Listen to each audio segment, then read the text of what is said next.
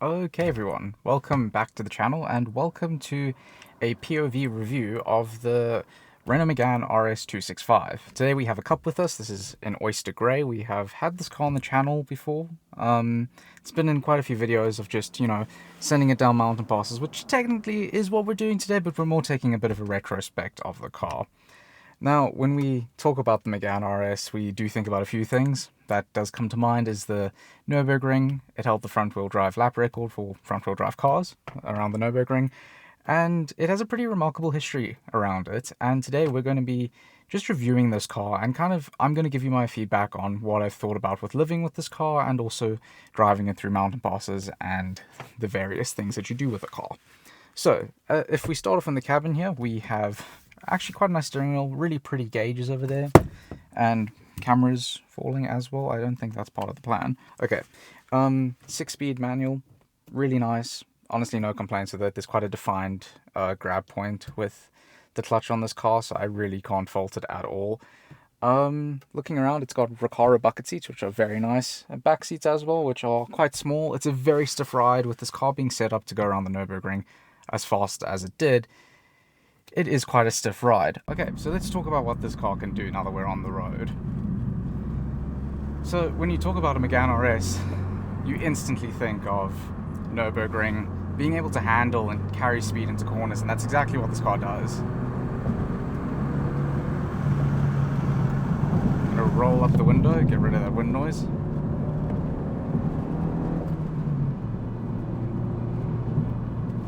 And enjoy our time on this road. So, honestly, when you think about driving this car very fast, it's a lot of fun. It inspires you to go fast.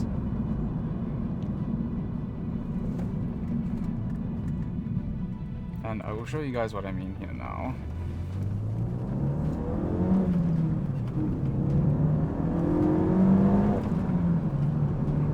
It picks up speed very nicely, but coming up to what is a mountain pass corner, you don't feel scared to put this car through. You feel empowered to take it into this corner and keep going out the other side. With those really big Brembo brakes on the front of this car, you are slowed down back to your level head itself when you are taking tighter corners.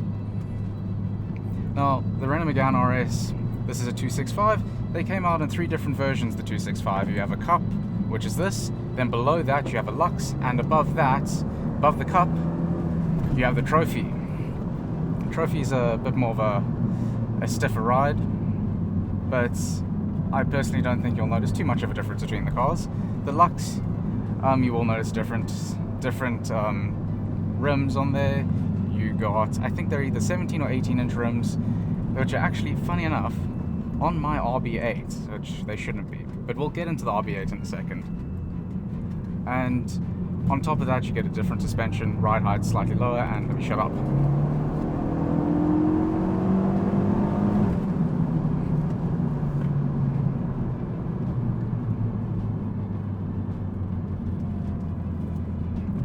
Like I said, the big brakes bring you right back down to earth. They pull you through this corner, the limited slip diff constantly working to keep you in control of the car. Now, with this car having Recaro racing bucket seats, it keeps you in place quite well. No complaints there for what this car does as far as seating goes.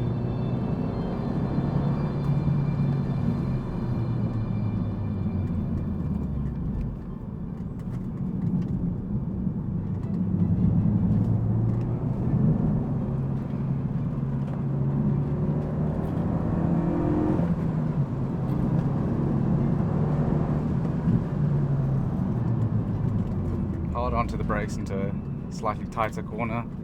We're now coming up to a little bit of a twisty part, so we'll take it a little bit easier through here.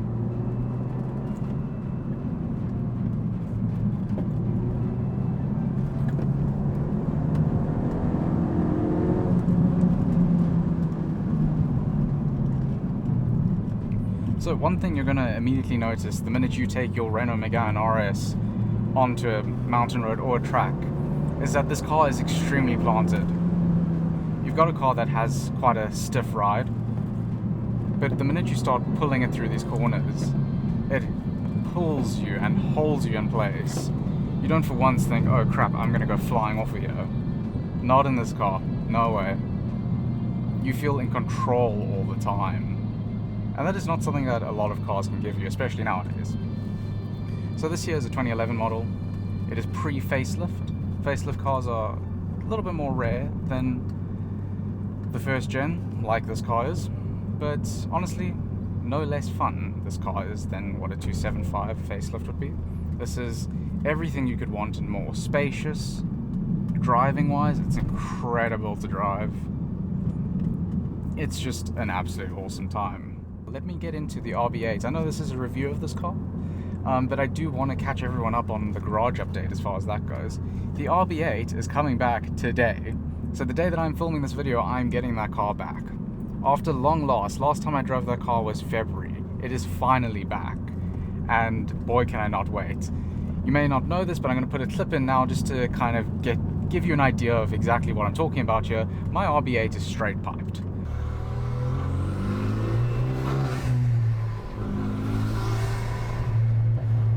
So it is incredibly loud. This car has nothing done to it, really. It's as standard as it can be, and that's why I wanted to do a review on this car, because it is as standard as a Megane RS comes. It is, well, I'll get onto that in a second, the tuning part of this, but it is as close to stock as you can get. This car does have a tune, which means it has 300 horsepower and 400 to 450 Newton meters of torque, so it's got quite a lot of, it's got a little bit more than what your standard RS 265 would have. So you do feel that tires slip a bit more when you're accelerating, and that's fine.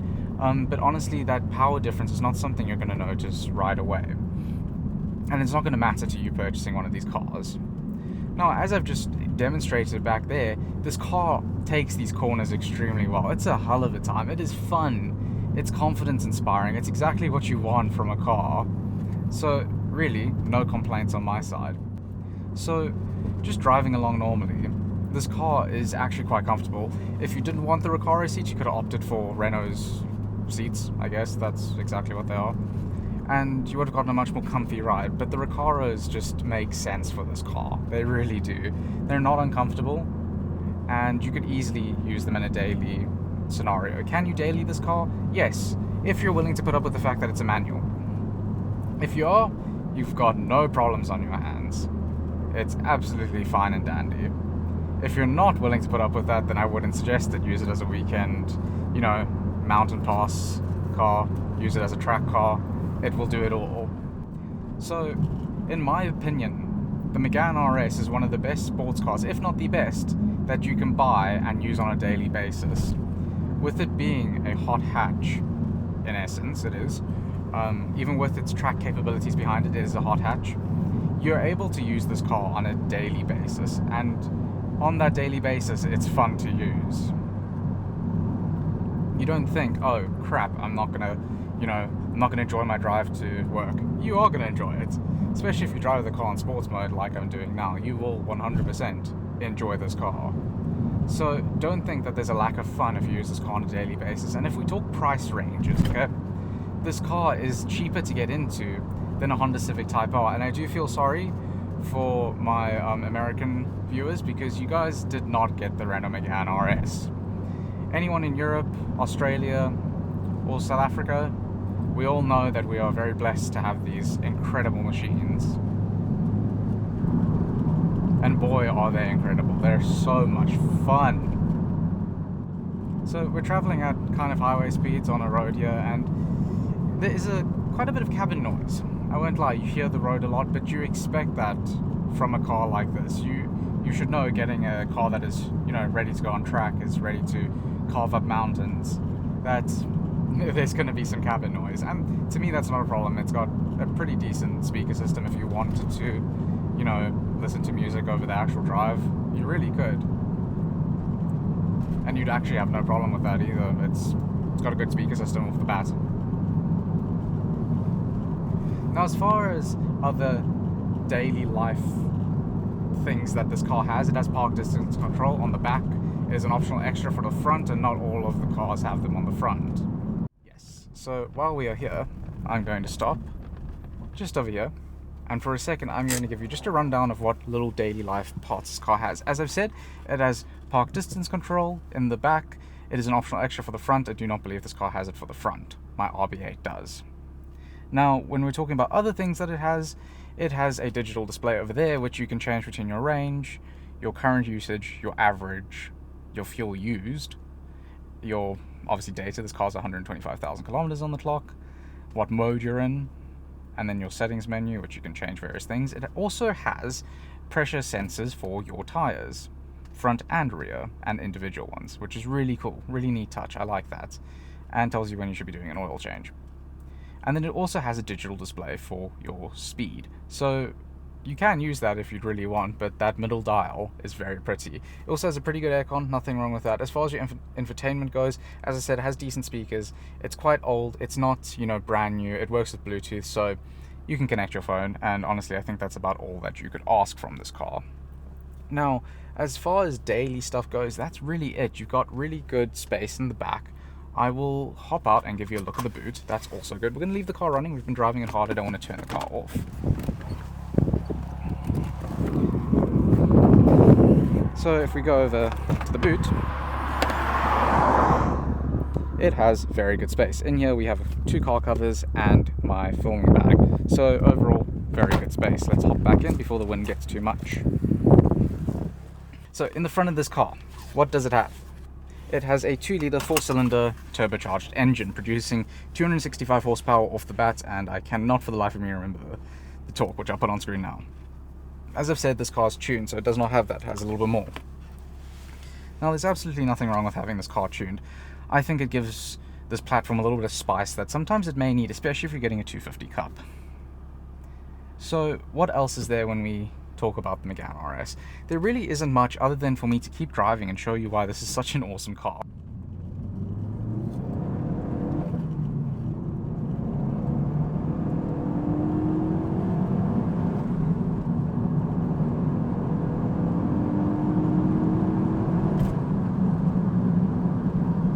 This car has no problem getting up to speed and doing it quickly.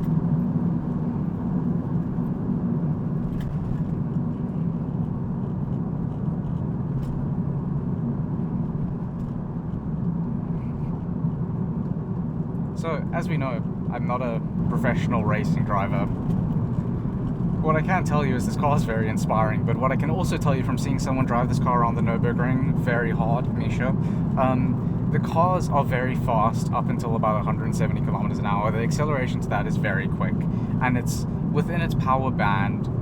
It's perfectly within the car's power band, which means that you have no problem in accelerating between corners on tracks. And that's exactly what you're thinking of doing if you're getting a car like this, is taking it on a track day and using it. Or doing the exact same thing here, on a mountain pass.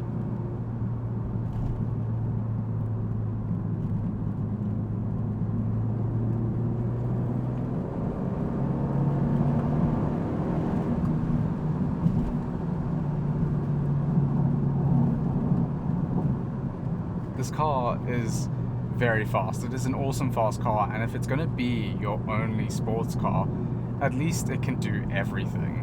The Renault Megane is a jack of all trades. It can do the daily driving, it can look good doing the daily driving, and then you can take it to a mountain pass, and then you can rip up that mountain pass. You really will never have any problems with this car. It is such a solid car, and we've got such a brilliant example here of this platform. This oyster grey Megane RS has had 3 different owners, and every single one of them has taken very good care of it. Now, I am very fortunate to be able to use this car kind of whenever I want, so that is quite cool. But with the RB8 inbound, I don't think that's going to be what will be happening. I think I'm not going to be able to let go of that RB8 when it arrives. It's not going to look like an RB8, but that is for the next video, in which you guys will see exactly what I'm talking about.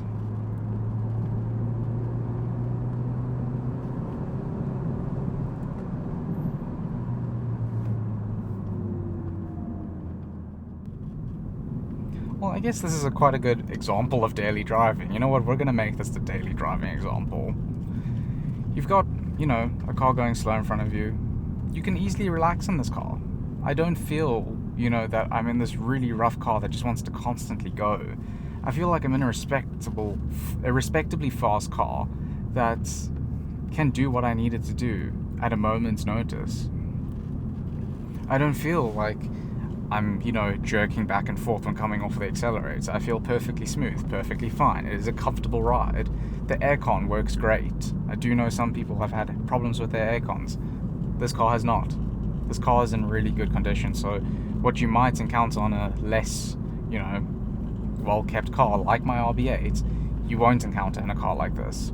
So that's also something that you need to think about, is when you are buying a car like this, what was the car previously used for?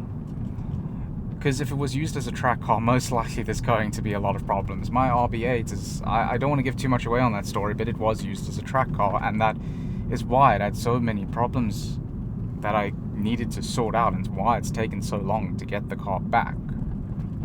But yeah, that's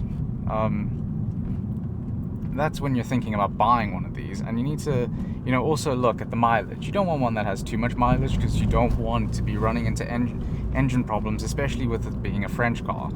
Parts are not extremely accessible, at least where I'm from. I imagine if you're in Europe, they're a little bit easier to get.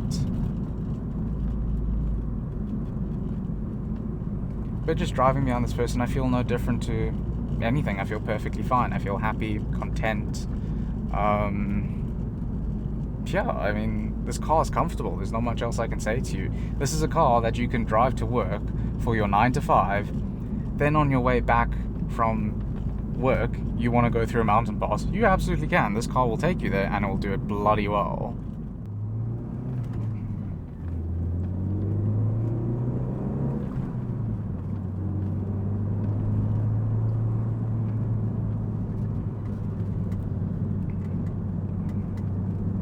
Once again, I can talk about how stiff the suspension is and how it keeps you planted through these corners.